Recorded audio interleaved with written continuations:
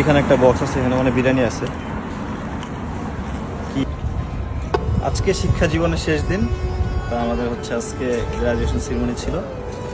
তো সার্টিফিকেট হিসাবে এই ব্যাগটা ধরাই দিয়েছে, এখানে কিছু উপহারও আছে, দেখা হয় না কি কি আছে এখানে।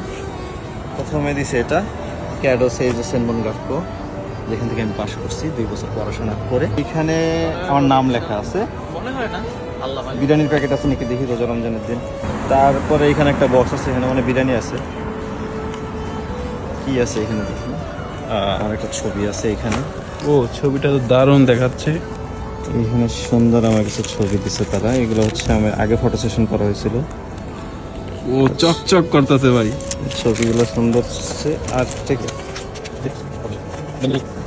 এটা হচ্ছে ফটো ফ্রেম, এই ছবিগুলো স্মৃতি হিসাবে রেখে দেওয়ার জন্য ক্যাম্পাস থেকে দিছে। তো শেষ দিন এটা উপর ছিল, আজকে শেষ হয়ে গেছে আমাদের শিক্ষা জীবন। সেই 90 দশক থেকে শুরু করছি পড়ালেখা, আজকে 2026 ফাইনালি শেষ হয়েছে। তো 1 তারিখ থেকে আমার কোম্পানি শুরু হবে জাপানে।